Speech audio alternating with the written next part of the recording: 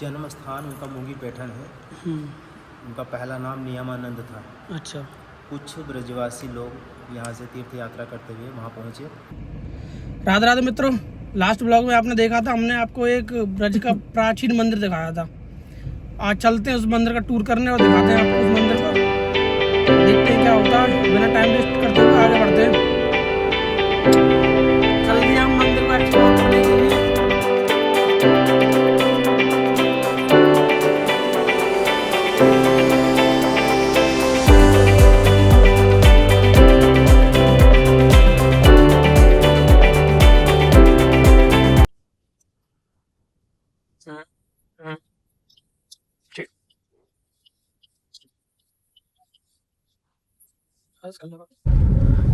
Finally अब हम आ चुके हैं नीम गांव में। ये मंदिर नीम गांव में स्थित है। तुम आओगे गोवर्धन हो तो रार हो तो भाई गोवर्धन भाई रोड पे थे सीधे जो बरसानी को रोड जो जा रहा है, बरसानी से पहले पर है नीम गांव। नीम गांव में स्थित है ये मंदिर।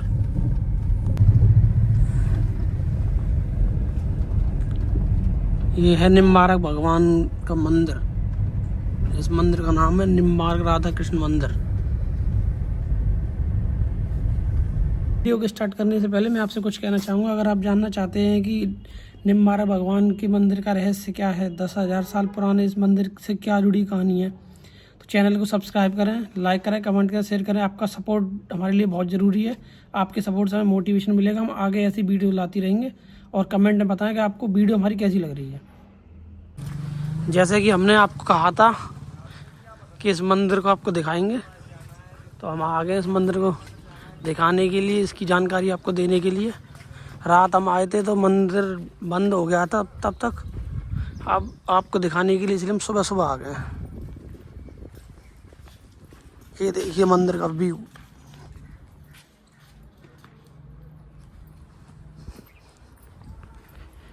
चलो चलते हैं मंदिर में अंदर।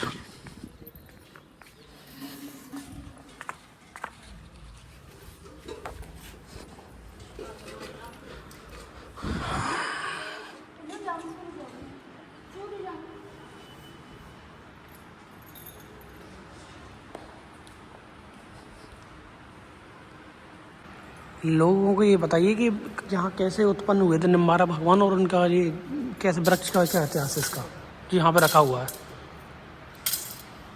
जन्म स्थान उनका मुंगी पैठण है। उनका पहला नाम नियमानंद था। अच्छा। कुछ ब्रजवासी लोग यहाँ से तीर्थ यात्रा करते हुए वहाँ पहुँचे, तो उन्होंने यहाँ के ब्रज के बारे में वहाँ पे कथा वार्ता की।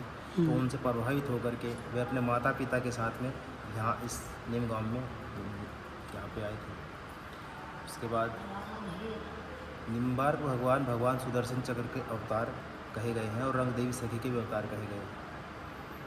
भगवान की प्रेरणा से ही उन्होंने इस धराधाम पर अवतार लिया था, भक्ति का प्रचार प्रसार करने के लिए। यहाँ पे जब आए तो ये नीम का वृक्ष जो देख रहे हैं, ये नीम का वृक्ष पहले वहाँ बाहर रासमंडल में था। आज भी वो अपने आप ही वहाँ पे नीम का वृक्ष अभी भी उत्पन्न है।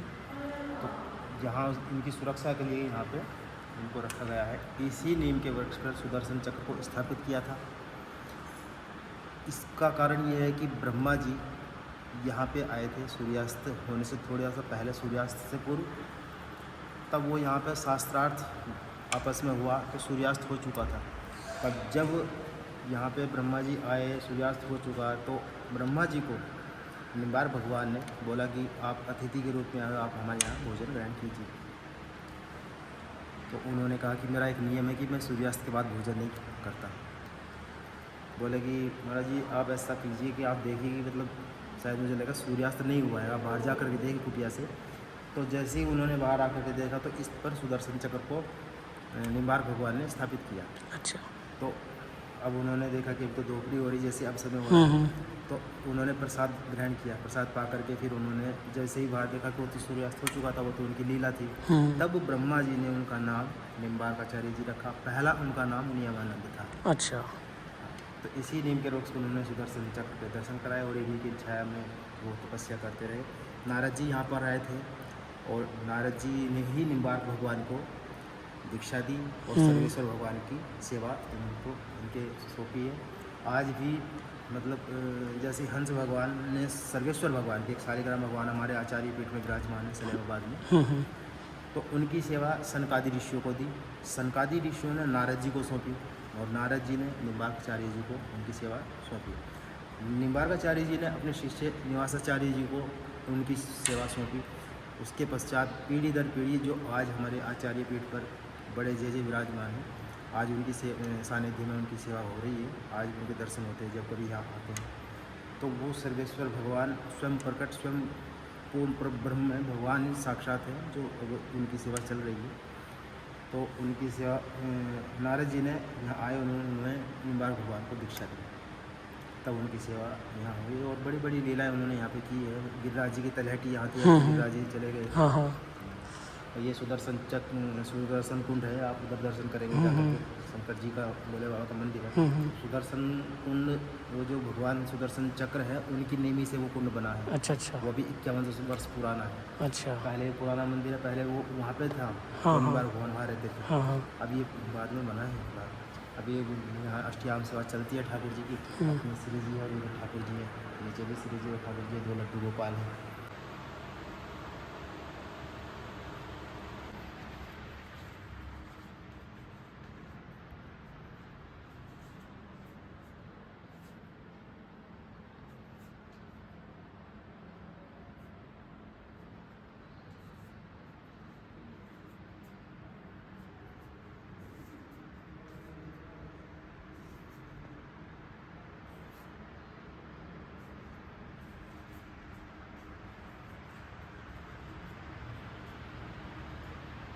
इधर हंस भगवान है, इधर आइए।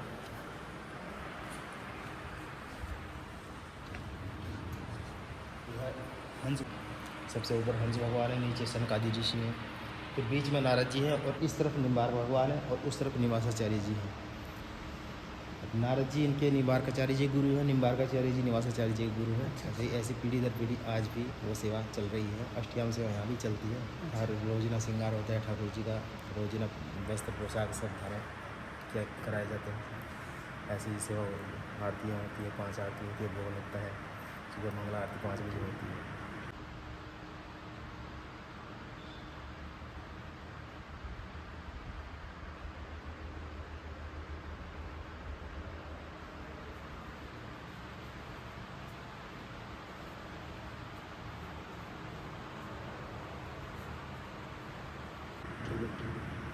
अब जैसे किसी को यहाँ पे इच्छुक हो दर्शन के लिए आने के लिए, तो कहाँ आना पड़ेगा? यहाँ ये गोवर्धन के पास में नीम गांव है। अब ये नीम के वृक्ष पर, इस गांव का नाम नीम गांव इसलिए पड़ा है कि ये नीम के वृक्ष पर निम्बार्काचार्य जी ने सुदर्शन चक्र को स्थापित किया था। इसीलिए नीम मतलब नीम का वृक्ष, अर्क मतलब सूर्य, अर्थात निम्बार्काचार्य, तो इसी गांव का नाम नीम गांव पड़ गया। अच्छा अच्छा। हाँ, यहाँ पर आने के लिए गोवर्धन से पास 4 किलोमीटर है नीम गाँव, बरसाना रोड पर। गोवर्धन से बरसाना जब आएंगे तो रेलवे स्टेशन क्रॉस करके 4 किलोमीटर है नीम गाँव।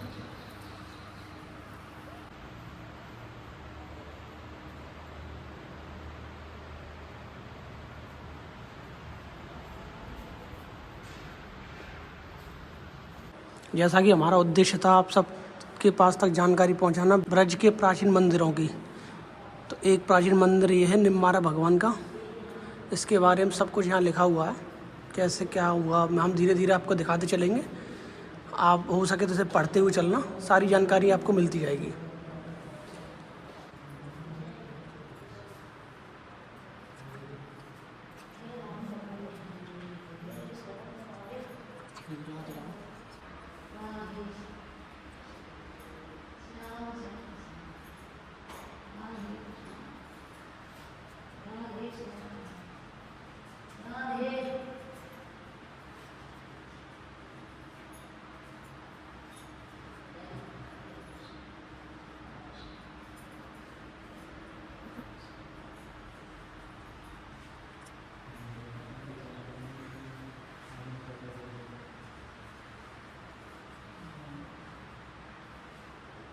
ये पूरा डिस्क्रिप्शन इस मंदिर के बारे में यहाँ सब लिखा हुआ है, कैसे भगवान यहाँ प्रकट हुए, कैसे इस मंदिर की रचना हुई, किस लिए मंदिर इतना महत्वपूर्ण है, सब इसमें लिखा हुआ है।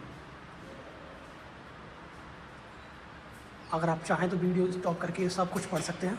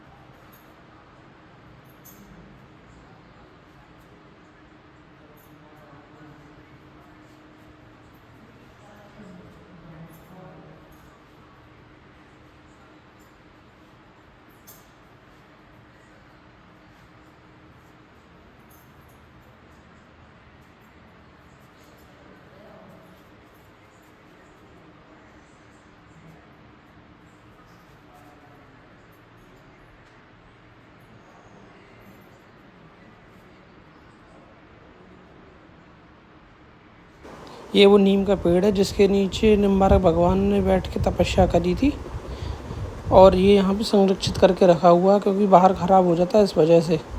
और इसी पे सुदर्शन चक्र रख के सूर्य उत्पन्न किया था। जी वो स्थान है जहाँ निम्बारक भगवान ने तपस्या करी गई, अपनी समाधि लगाई, तपस्या करते रहे ना। और वो अंदर जो नीम का वृक्ष है वो यहाँ से गए हुआ है। अब वो जहाँ नीम की वृक्ष खींच, अब वही जगह दूसरा नीम का वृक्ष से यहाँ उत्पन्न है वो है, ये जगह है वो।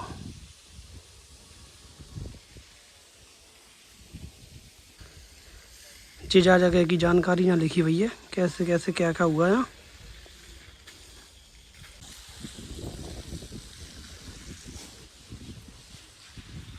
निम्बारकेश्वर महादेव का मंदिर।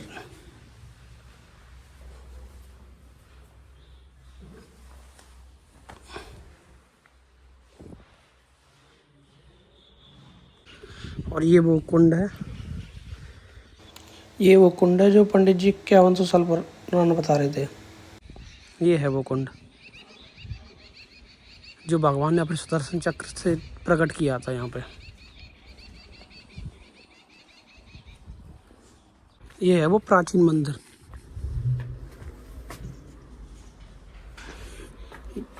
अभी जो मंदिर बना है वो है नया मंदिर, और सबसे पुराना मंदिर यही है।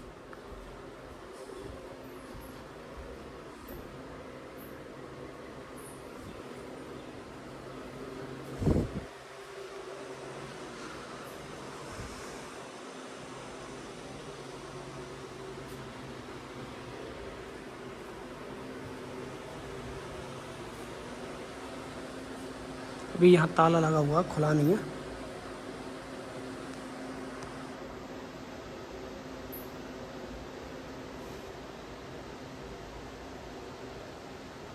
जैसे हमने तुम्हें बताई कि जब मंदिर के तुम्हें दर्शन करवाएंगे, इस बारे में बताएंगे, तो तुम्हें सब जानकारी मिल चुकी होगी मंदिर के बारे में। और ऐसा कहता मंदिर में आओ, घूम पे देख पे आओ और जानो या मंदिर के बारे में, ज़्यादा से ज़्यादा लोगों को बताओ। भला चीज़ ऐसी है लोगों ने ना पता यहाँ के बारे में, ब्रज के बारे में। ये कुछ प्राचीन मंदिर हैं ब्रज के, जिनकी प्रसिद्धि बहुत कम है। और भी कई मंदिर हैं। मंदिर के दर्शन कराने के बाद हम निकल लेते हैं घर। आई होप कि आपको अच्छी तरह से दर्शन हो गए होंगे और ब्लॉग भी अच्छा लग रहा होगा। फाइनली हम आ चुके हैं घर। अब हम जा रहे हैं जिम। लंबे समय पे पप्पू का कमबैक हो गया है।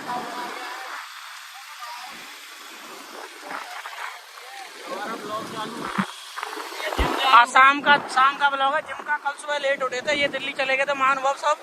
हम लेट उठे थे, रात को लेट आए थे, उस चक्कर में अब शाम को जा रहे हैं। कल से फिर सुबह जिम स्टार्ट है। अब हम चल दिए जिम से घर।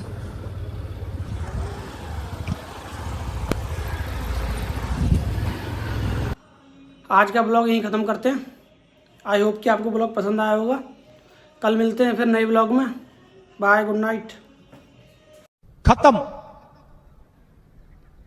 Bye bye, Tata.